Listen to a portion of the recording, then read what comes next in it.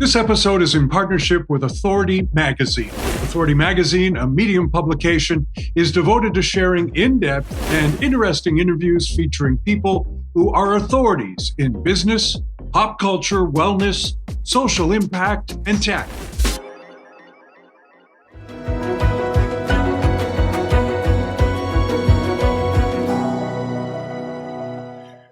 Today we're going to meet Oboi Reed, whose resume and list of achievements would fill up several wiki whatevers because there are a lot. Oboi also has a very long list of goals and dreams. And it's all about social equity for people of all backgrounds. Oboi joins us today from Chicago, a city he continues to work to transform. Oboi Reed, welcome to Believe in People. Thank you. Pleasure to be here. I've been watching you all my life, it feels like, so happy to be here with you. That's very kind, and thanks for making the time. Why don't you just start off by explaining what equicity means? Equiticity. Equiticity, man. Help me out here. Equiticity. Sure. Hit me. Yes. What does it mean? Sure. Equiticity is a racial equity movement operationalizing racial equity by harnessing our collective power through research, advocacy, programs, community mobility rituals, and social enterprises to improve the lives of Black, Brown, and Indigenous people in our society. We're a national organization headquartered in Chicago. And while the vast majority of our work is focused on Chicago, the vast majority of the work we do in Chicago is focused on the North Lawndale neighborhood on the west side of Chicago. We also do work across the country, and we even are doing work outside of the US as well, including Palenque and Cartagena in the country of Colombia and Kampala, Uganda. So what we're about is operationalizing racial equity to improve life outcomes for racially marginalized people. The sector we're the most focused on right now, actually two sectors, are transportation and climate. Huh. And, okay, wow, you're doing a lot. And Oboi, where did this journey start for you? Like, what motivated you to, I think, maybe dive into more of the nonprofit management and social responsibility space? What was that for you? Yeah, I'll try to be brief here. I struggle with depression, and I've struggled with depression all of my adult life, going back to high school. After high school, started working in nonprofit, and went corporate shortly thereafter, and really had to reckon with this reality that I struggle with depression. And one of the devices that I turned to help with my mental health was cycling. Almost immediately, cycling became a way of life for me, and that sort of pushed me to become a bicycle advocate. I co-founded a bike club, co-founded a bicycle movement, and then around 2017, there was a lot happening in our society that sort of transitioned me to founding Equiticity. And to be more specific, it was during a time when we were inundated with the visuals of Black people being murdered by the police. There was this racial justice reckoning happening in our society, both in Chicago and around the world. Racial equity had become an idea that I started to lean more into. And I wanted to shift my work beyond transportation and beyond limited to cycling. And I wanted to work on a framework such as racial equity that could be sector agnostic. Like, we could do the work to embed racial equity across sectors and not be limited. So all of that gave birth to Equiticity. Wow. I got to ask you, when you're talking about Black Lives Matter movement or George Floyd or what have you, and then you finish the sentence by talking about transportation. And this is really what piqued my interest with your organization, because you mentioned North Lawndale, which of course, I'm familiar with because I'm in Chicago as well. But every city in America has a North Lawndale if you want to look for it. That's correct. Why is transportation, you know, why transportation? What is it about transportation that can actually help people become more equal in our society? Yeah, it's a great question. So the research shows that transportation as a sector has the potential to improve life outcomes for racially marginalized people, Black, Brown, and Indigenous people, or hurt those same communities.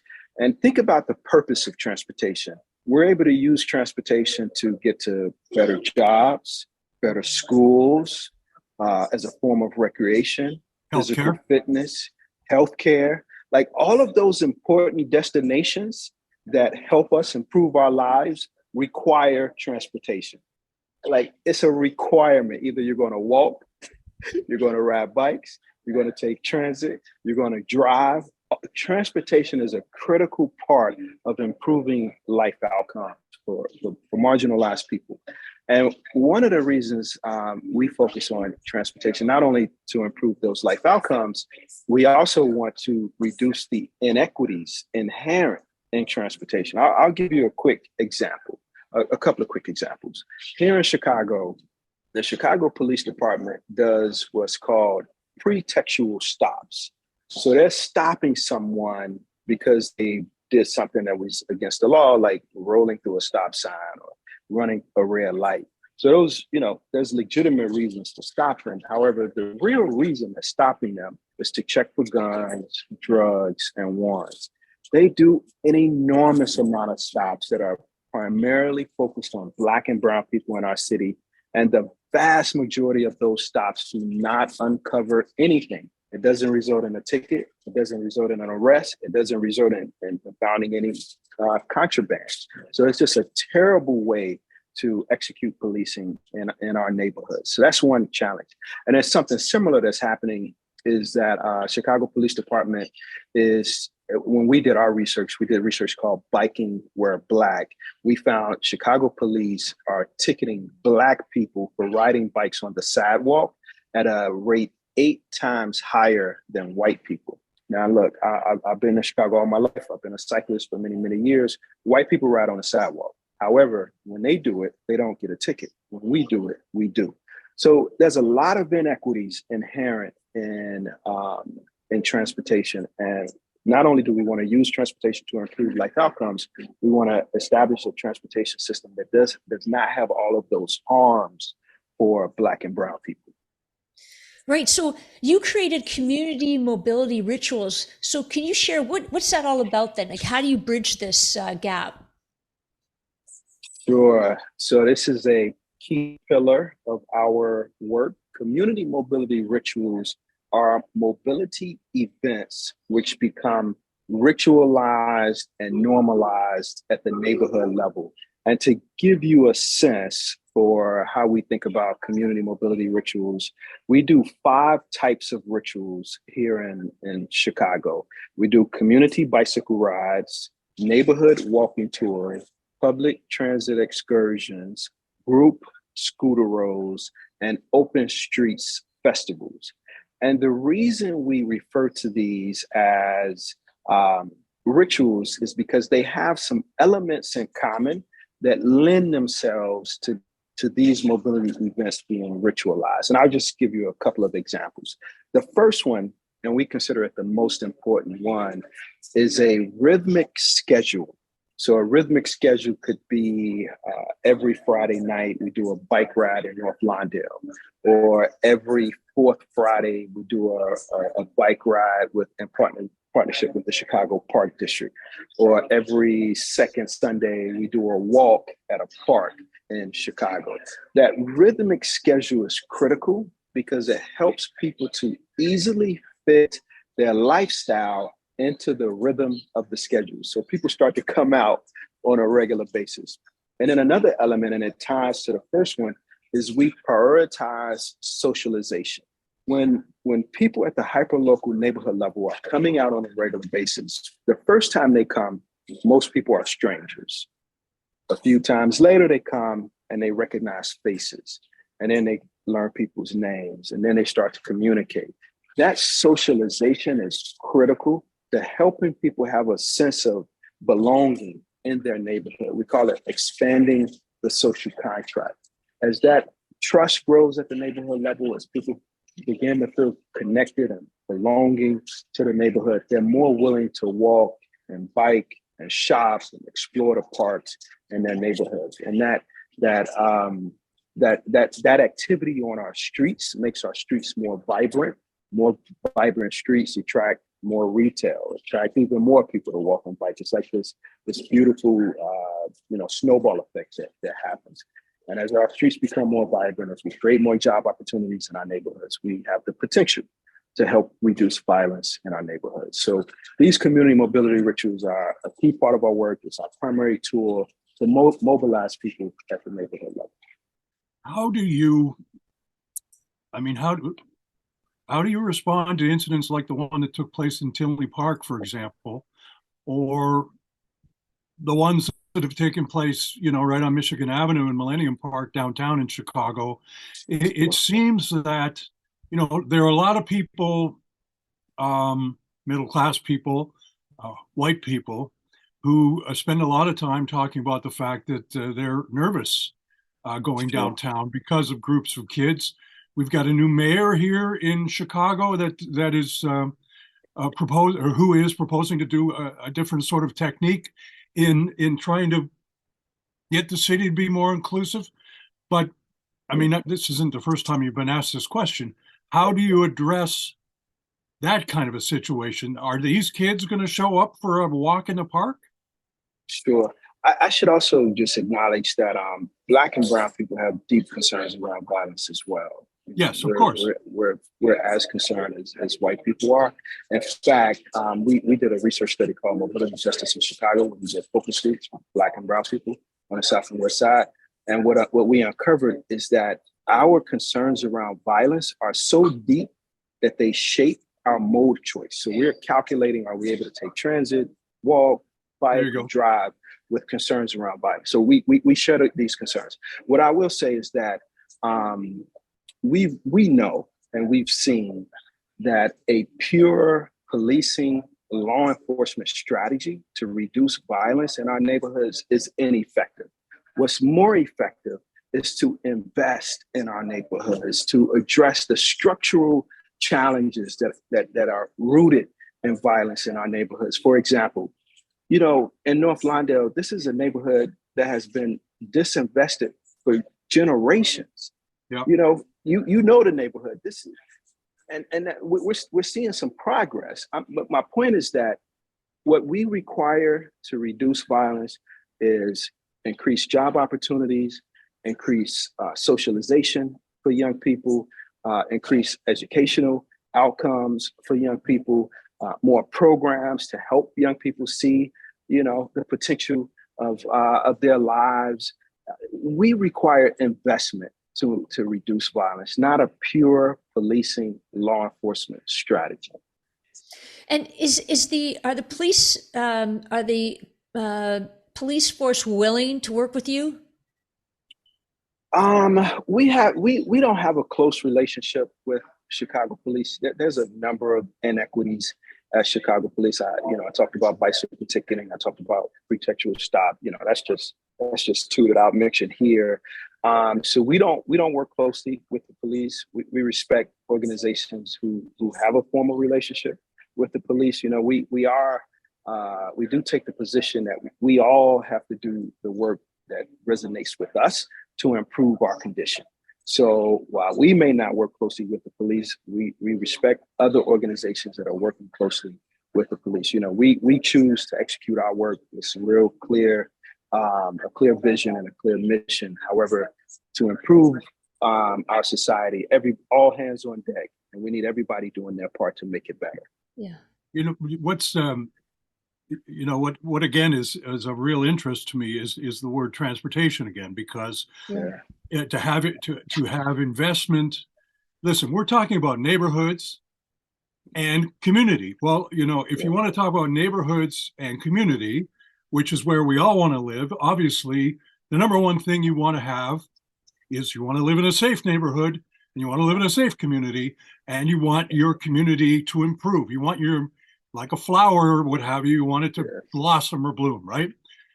In order to do that, if the, you know, if everyone was able to get to their job, even on the bus, should, and I'm not out here to, you know, piss off the CTA or anything, but should on the south and west side, should the bus actually show up, maybe you could get your job. But that's right. Oftentimes the bus doesn't show up, and then you got to explain to your boss why you didn't show up on time, or to school or what have you. We've had a lot of school closings, obviously, in Chicago, which we haven't talked about yet. But again, it's this transportation hub. If you've got a job, you're going to pay your taxes, are you not?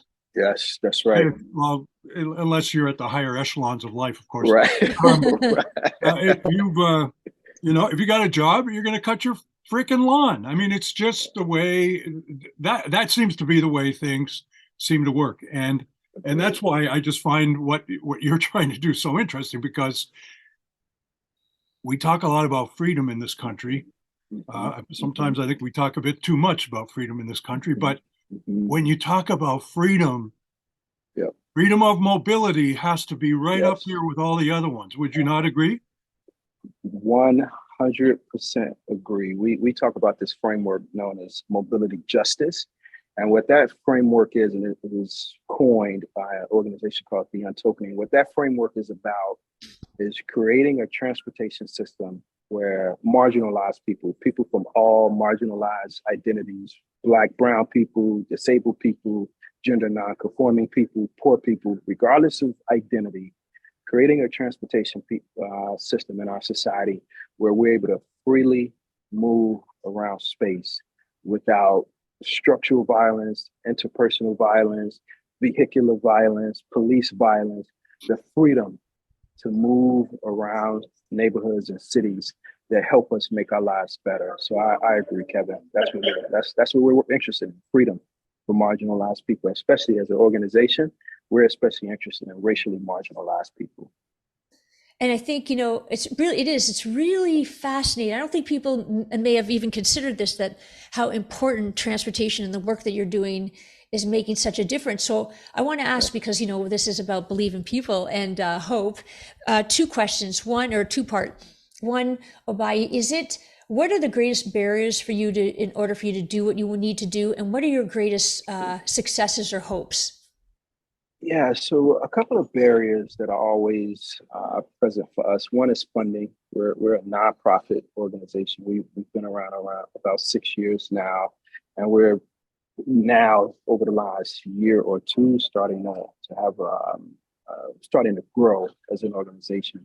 However, you know, it's a daily grind to bring in the revenue that we need to do the work that we're doing. So funding is always a barrier. And then I would say what I would call is top-down policy making here in Chicago and in cities across the country, where government agencies think about their work as sort of bringing their ideas to our neighborhoods. And often when they come, you know, the plan is already developed. They just want our feedback. And a better approach from our position is what we call community ownership, where there's a full partnership between residents and government agencies, between community-based organizations in the neighborhoods and government agencies. And together we envision, we identify the problem, that's step number one. And together we envision the solution. And together we execute against those solutions to bring plans to life. You know, we need people who live in our neighborhoods to identify the problem and identify potential solutions. There's a significant amount of expertise in our neighborhoods, and we don't want agencies to drive this work. We have to, together, we should drive it. And my hope is that on a tactical level, we contribute to operationalizing racial equity in a city that heretofore has not been done, where that commitment to racial equity is formalized, operationalized, it's policy, and even better, it's legislated, and it's pervasive, it's persistent. It directs how resources are distributed throughout a city. It puts a racial equity lens on every single resource that is under the city's purview. It's transformative. It's transformative to the agencies making the commitment, and it's transformative in the neighborhoods where the commitment is being exported to. So it should positively impact our communities, and it should have a transformative impact on the city and the agencies that are making that commitment. Okay, so we're talking about equity for people, right? Yes. When you look at transportation systems, not only here in Chicago, but elsewhere in the United States of America, Los Angeles, big cities, Dallas, New York, maybe take it abroad. Well, let's just stay in the States for now, or we'll be here all day. Who do you think the public transportation systems in these cities benefit? Good question. Who are they there for?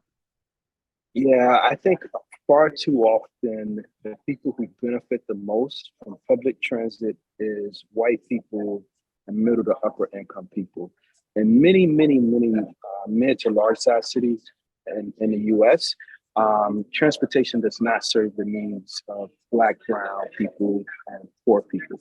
So there's a few things we got to think about. One is the cost of public transit. You know, someone who's very poor may not be able to afford transit.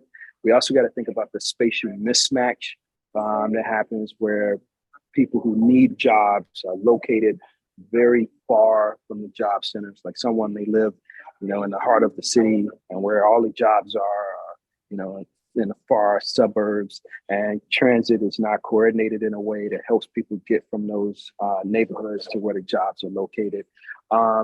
Oftentimes when we improve transit and improve other transportation services and infrastructure in Black and brown neighborhoods, there's a price to pay, and that is gentrification and displacement.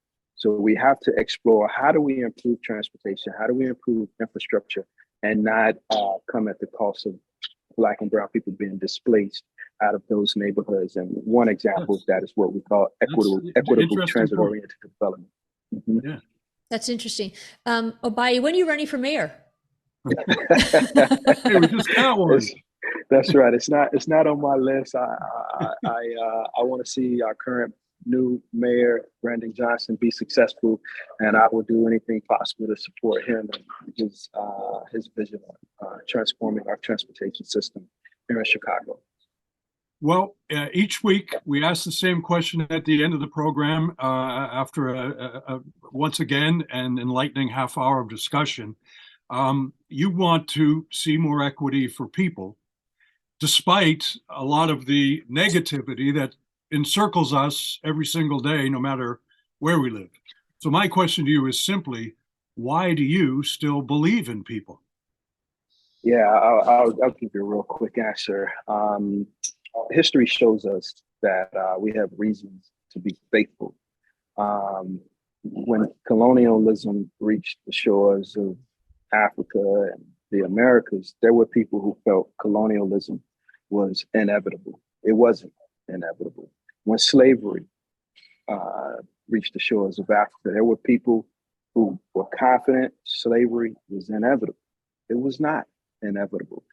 Jim Crow, lynching, the institution of lynching, redlining, there were people who were confident that those institutions were inevitable. They were not inevitable.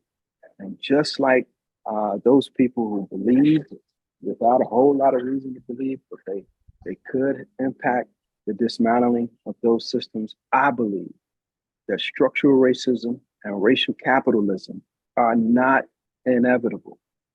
Freedom is inevitable, and it's coming. Thank you so much. Thank you so much. You're welcome. Really You're grateful. welcome. Thank you for spending time, and good luck with your young and newborn baby growing family. Thank you. Thanks, Oboi. Thank you. Yeah, thanks, My pleasure. Oboi. Thank Really you both. fabulous. You know, this is a subject that I don't really think about. I thought about it a lot when I was a kid and the bus didn't show up and I was waiting outside in the cold. But realistically, without transportation, you're stuck. And, as Oboi has just told us, there are many communities in which transportation networks, they're underserved. And that means you're kind of stuck. And so that gives you something to think about, especially in this modern age. It really does. And, I'm really surprised, actually, Kevin, just to bring this to light. I am really surprised at this day and age that we are having still very broad challenges in transportation, because I don't know if we've even given it much thought. So I'm so happy we brought this story to light. And thank you for introducing us to this incredible human being. If you've enjoyed this episode, and I'm sure you have, because it's been just really interesting, we encourage you and graciously ask you to subscribe to our little podcast, Believe in People. Thanks so much for joining us. Thank you.